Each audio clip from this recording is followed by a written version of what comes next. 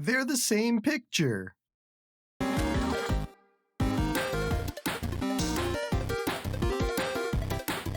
Hey everyone, and welcome back to Joey's Retro Handhelds. I'm Joey, and today we're going to be doing a review of the Powkiddy RGB20SX. Some might say it's the best SX that you can legally buy for under $75. Cheeky opening aside, this awesome vertical has a 1:1 aspect ratio with a 720p screen. For those keeping track, it's the exact same screen as the one that's in the Powkiddy RGB30, which is very popular. A lot of people like that model, except now it's more in a vertical model, where I guess that was kind of trying to pretend to be horizontal and vertical at the same time. We now have an actual vertical model with that same great screen.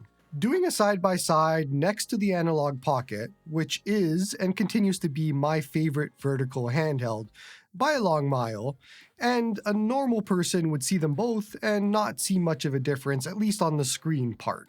They're very close. I can tell the difference in person between the two, but I think for most people, unless you're going to start squinting and looking, you'd be happy with either of these two options. Now, obviously, this is about $75 US, and the Pocket is about $250 around there, so about a third of the price, but you're not getting a third of the features. This is a fantastic handheld, and the only reason I bring up the Pocket is because of the screen comparison, because the Pocket has a fantastic screen, which is better than this one, but I think for most people in this space, you would be very happy with this screen at this price point. And so you would think that would be the only selling point, the screen, right? I mean, it's a 1:1 720p screen for $75, and that's fantastic. It's great to see. A lot of people like the RGB30 for the screen, but it goes more than that for me. Obviously, playing Game Boy Color games, anything that's close to a 1:1 aspect ratio is going to look fantastic on here, and it does. It's a fantastic way to play those games. So I've been on the lookout for something like the SX, which we're going to talk about, but I've been on the lookout for a bigger vertical device, something that's bigger than the Miu Mini Plus, which I love, and all of that, that has a nice screen and good controls and all that sort of thing. And so we arrive here. By the way, special thanks to myself for buying this device off of Powkiddy's website. But Go Game Geek also sent me a model for review, so I have two Powkiddy RGB20SXs. I think this is the most Powkiddys I've ever had in my house ever. So good job, Powkiddy. But just want to mention, they have no input in what I say. They haven't seen this video ahead of time. But if you're looking at purchasing the SX, then I would suggest going on Go Game Geek's website. And I have a 15% off code with Joey. And just buy whatever you want. Maybe it's the SX, maybe it's not.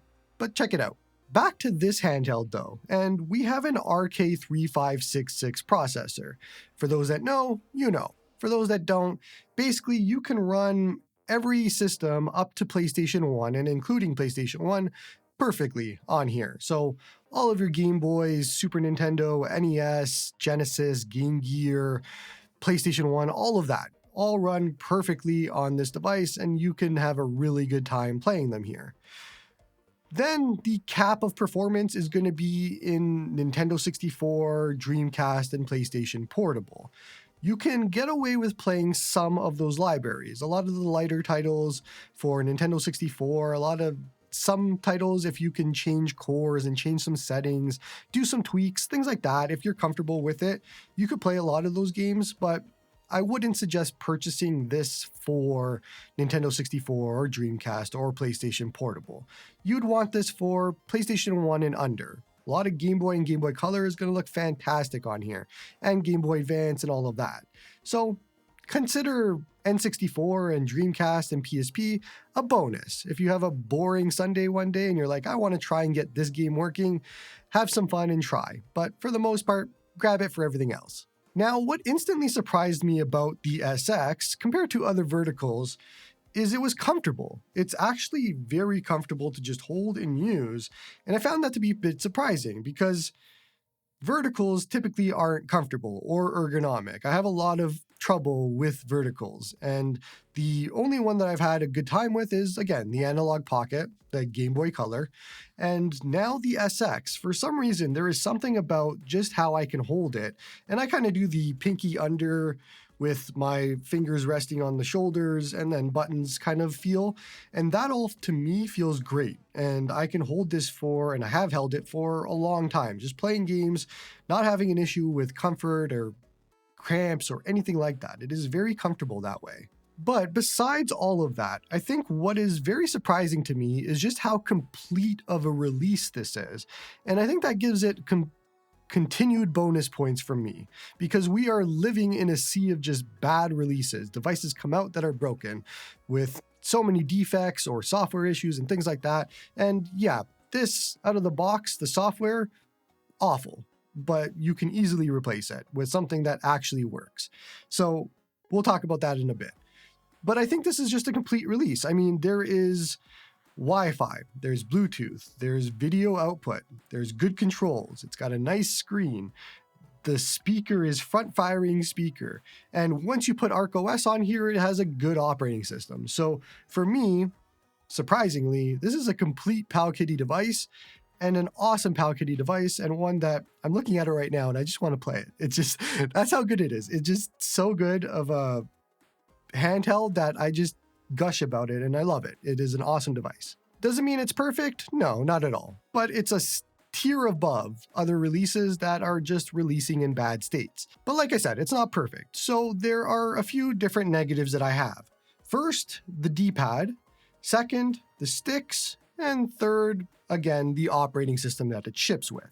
On the D-pad front, it's the same one that ships with the RGB30. So exact same D-pad there. If you've had the RGB30, you know what you're getting into with the SX, which means that it's not great for diagonals. It's not great for sharpness. I guess, I mean, you don't want to be great for sharpness, but it's kind of sharp on the D-pad, the edges of it. And it's a little bit mushy to use. It's not really a tight D-pad in that way.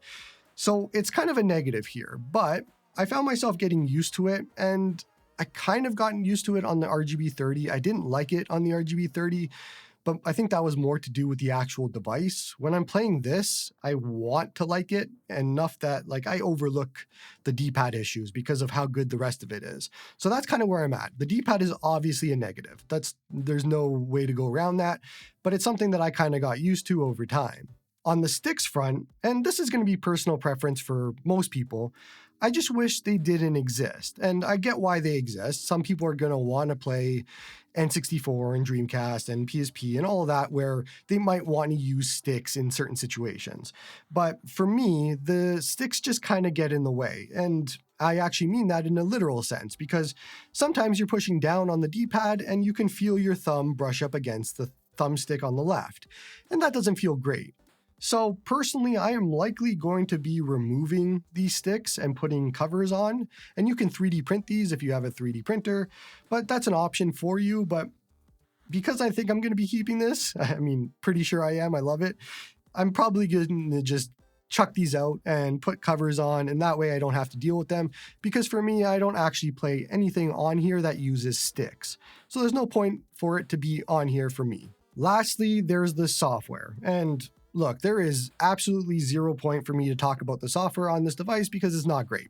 If you're going to buy it, I could not recommend it if you're going to stick with the stock operating system. So if you're just going to buy it, leave the card in there and start playing, not a recommendation for me. Not at all.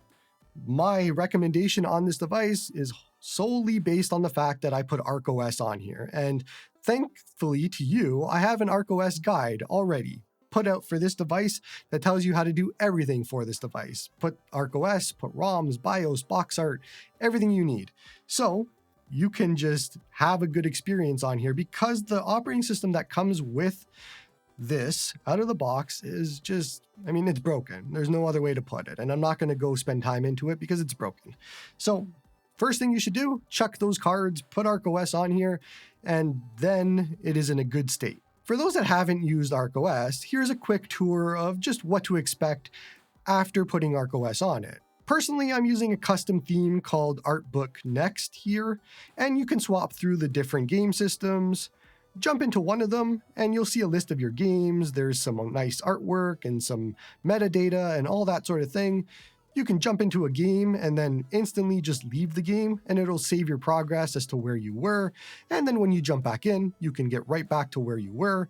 Nice auto load state, auto save state, and all that. But there's so much more. You could add ports like Stardew Valley and Undertale and all that sort of thing, as well as Pico 08 games, which I go over in my guide, and all the settings in the world for you to tinker if you want to. So I mentioned it before, but I think the key differentiator for this handheld is just the lack of competition. There isn't anything in this price point that is as good as it, in my opinion. I've gone through them all over the year. You've seen me review so many different handhelds.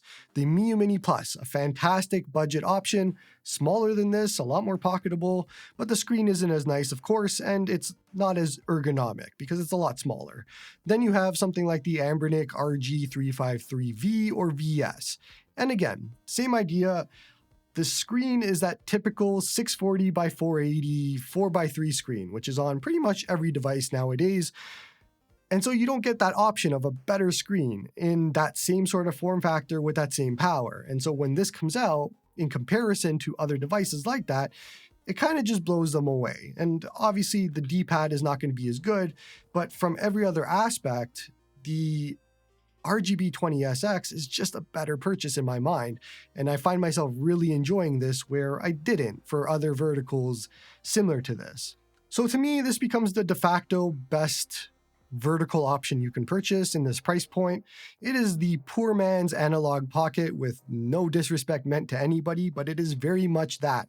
You can play a lot more than the Pocket does at a third of the price and just as good of a screen, although that's a little bit wrong. No, it's not just as good as the screen, but it is a good screen, put it that way.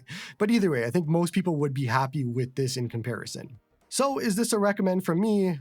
Obviously, yes, it is an absolute recommend for me. If you're looking for a vertical handheld with the best screen and a good price point and all of that, this to me, you can't go wrong with. It is a fantastic choice. I'm very happy with this, which if anybody's been following my channel, you know that it's very hard to please me on devices. I came out wrong. It's very hard to please me when it comes to devices. I'm going to say it twice, but this is an instant winner in my mind and something that I'm going to be using quite a bit. So I'm very happy with it. That's going to be it for this one. Let me know in the comments below. I don't think this is on many people's radar.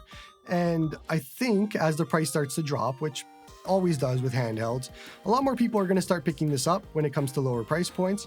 But I think even at the current price, this is definitely worth a purchase if you're looking for something like this, because it's unique. There isn't a lot with what this is offering in this price point. So curious what your thoughts are, if this is on your radar at all. I know it's kind of underrated right now, but I think more people will pick this up in the future. It's good. I'm surprised. I don't know why I'm surprised, but I guess because it's Powkiddy. But if you want something like this, pick it up. Don't forget to like and sub to help the channel grow, and hope you all have a good one.